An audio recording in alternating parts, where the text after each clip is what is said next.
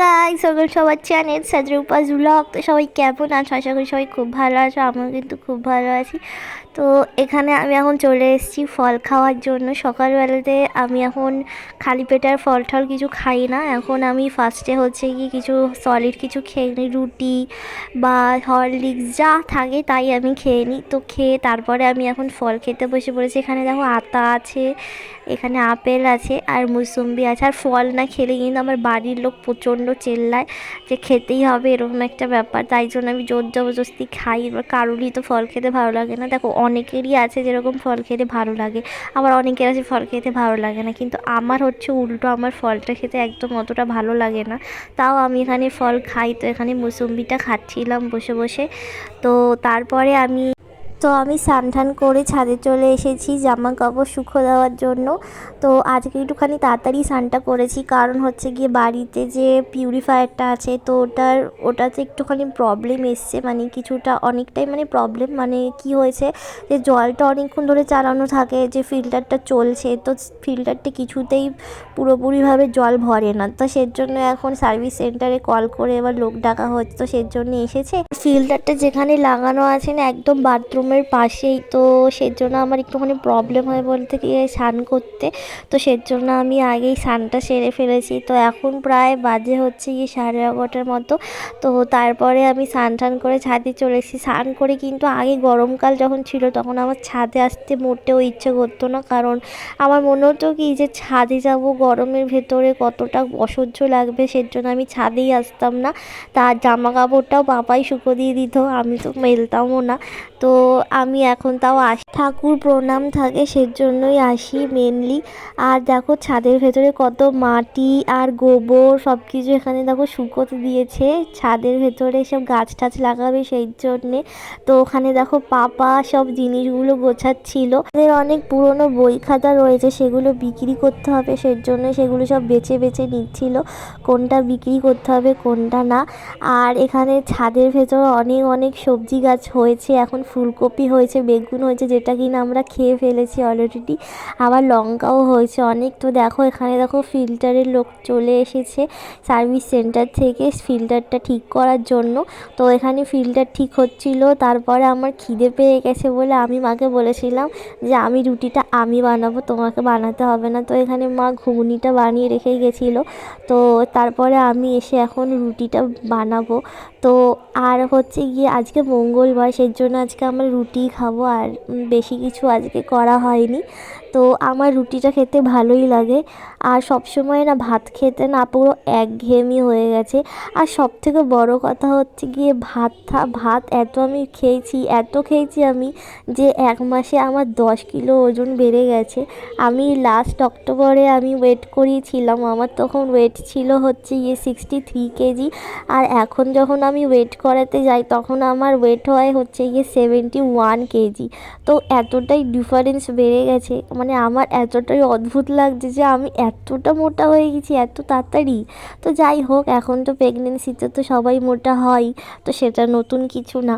তো এখানে দেখো আমি গোল্লা করে নিচ্ছিলাম, নিয়ে তারপর এখন আমি রুটিটা বেলে নেব।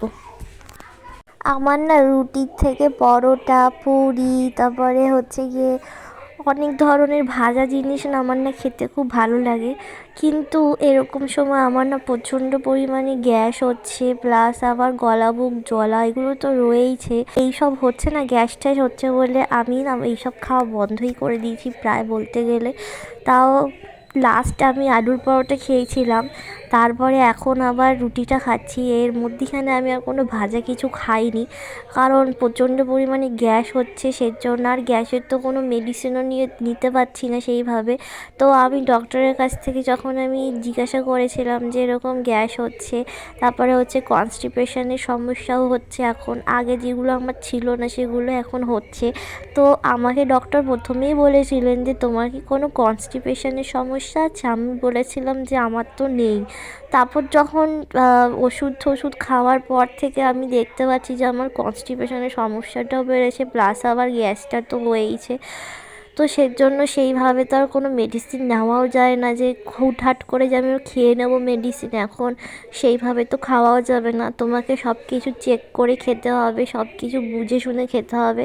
তাই জন্য আমি এখন একটু অ্যাভয়েড করছি এটা ওটা খাওয়া। আর সেইভাবে বাইরের জিনিস আমি খাই না এখন। বাইরের তো মানে সেরকমভাবে কিছুই খাই না বলতে গেলে। যখন আমি ধরো ডক্টর দেখাতে গেলাম বা কোথাও ধরো গেলাম, কোথাও তো যাইও না এখন। এখন বাইরেও বেরোই না বেশি, তো বাড়িতেই থাকি। আর হচ্ছে গিয়ে সেইভাবে কিছু খাইও না, বাইরে গেলে শুধু ফুচকাটাই খাই বেশিরভাগ। আর সেইভাবে তো কিছু খাই না। তারপরেও দেখছি কি বাড়িতে থাকার পরেও বাড়ির খাবার খেয়েও সেই দেখছি যে আমার গ্যাসটাই হচ্ছে, কিছু তো সমস্যা হচ্ছে। তো আমার এখন ঘুমাতেও খুব প্রবলেম হচ্ছে, আমি জানি না কেন। প্রচণ্ড ব্যাক প্লাস আবার বুকের নিচটা খুব ব্যথা করে মাঝের মধ্যেই। তো এর জন্য শুতে খুব প্রবলেম, আর সোজাভাবে তো শোয়াই যায় না। এখন তোমাকে কাত হয়ে শুতে হবে, দু সাইডে কাত হয়ে শোও। কিন্তু এই দু সাইডে কাত হয়ে কতক্ষণই বা শোয়া যায় বলো তো। তো যাই হোক, এখানে আমার রুটি বানানোটা কমপ্লিট হয়েই গেছে প্রায়। তো এখন আমি খেতে বসে পড়েছি।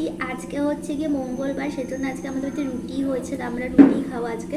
তো এখানে দেখো আমি ঘুগনি আর এখানে একটুখানি গুড় নিয়েছি, আর এখানে রুটি নিয়েছি। কারণ গুড়টা নিচে হচ্ছে গিয়ে মিষ্টিটা এখন খেতে ভালো লাগছে সেই জন্য।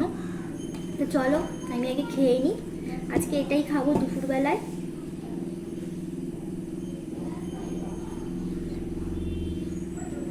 আমি এখন রেডি হয়ে গেছি, আর আমি এখন যাচ্ছি হচ্ছে কি ডক্টর দেখাতে, তার জন্য আমি রেডি হয়ে গেছি। দেখো এই নতুন কুর্তিটা আমি পরেছি, তো যেটা আমি কিনেছিলাম সেইটা।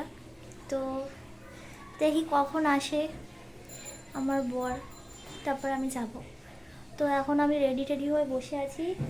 এখন বাজে হচ্ছে গিয়ে 5টা 2।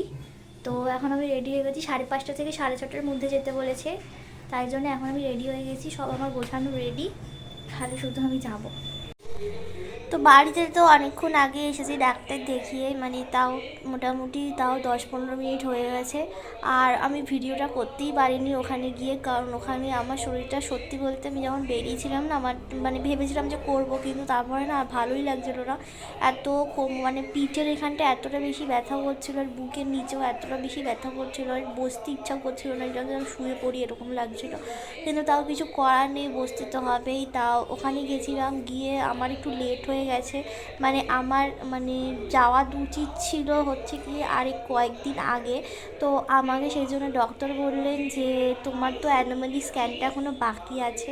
তো সেই জন্য আমাকে বলেছে যে তাড়াতাড়ি করে এর মধ্যেই করে নিতে, আর 5-6 দিন আছে, তার জন্য বলেছে এর মধ্যে করে নিতে তাড়াতাড়ি করে। তো সেই জন্য আমি বললাম যে তাহলে আজকেই তাহলে নামটা লিখিয়ে আসি এক্স রে ক্লিনিকে গিয়ে। তো আজকে গিয়ে নাম লিখিয়ে এসেছি এক্স রে ক্লিনিকে। তো আমার হচ্ছে কি অ্যানোমালি স্ক্যানের জন্য আর একটা কিসের কি ফেটার কি একটা বললো, ওই স্ক্যানটাও আছে। তো দুটো করব, দুটো করার জন্য হচ্ছে কি আমাকে সোমবার আর হচ্ছে গিয়ে রবিবার দিন যেতে হবে। তো ওই দুটো দিনই করতে দিয়েছে। আর দেখো আমি এখন শুয়ে পড়েছি, একদম ভালো লাগছে না শরীরটা, সের জন্য এতটা বেশি ব্যথা ট্যাথা হচ্ছে, সের জন্য আর ভালো লাগছে না। আর বাইরে গিয়ে কিছু না খেলে তো নয়, একটুখানি কিছু তো খেতেই হবে। তার জন্য কিছু খেয়ে এসেছিলাম পাপড়ি চাট, জানে আমার একটুখানি খেতে খুব ভালো লাগছে এখন, তাই জন্য একটু মিষ্টি মিষ্টি টক টক ঝাল ঝাল খেতে খুব ভালো লাগে। তাই জন্য বাইরে গিয়ে ওইটা একটু পাপড়ি চাট খেয়েছি, আর একটুখানি পুরি খেয়েছিলাম। তো খেয়ে দিয়ে আমি তো বাড়ি চলে এসেছি, আর এখন শুয়ে পড়েছি, কারণ একদম ভালো লাগছিল না সেই জন্য। তো আজকে রাত্রিবেলা দেখি কী খাই, আর পেটটা এখন অবশ্য ভরাই আছে, এখনও সেভাবে কোনো প্রবলেম হচ্ছে না। তো এখন আমার তো সবে 6 মান্থ চলছে, মানে হচ্ছে কি 22 উইকস চলছে এখন আমার। তো এর মধ্যে আমাকে বলেছে 25 উইকসের মধ্যে করতে, তার আগেও যেতে হতো আমার, কিন্তু আমার একটু লেট হয়ে গেছে। যাই হোক, তো দেখো এখন আমাদের বাড়িতে মোয়া নিয়ে এসছে, এটা হচ্ছে সিজনের ফার্স্ট মোয়া, আমরা এখন খাবো। তো পাপা এনেছে জাস্ট, আর এই দেখো দাঁড়িয়ে আছে পাপা।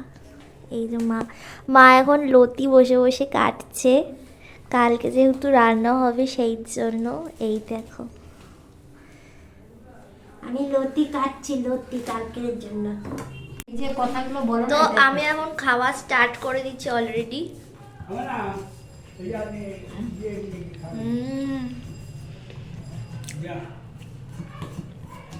আমি এতক্ষণ শুয়েই ছিলাম, তো পাপা এলো, তারপর আমি উঠলাম, উঠে এখন এলাম খেতে। আমি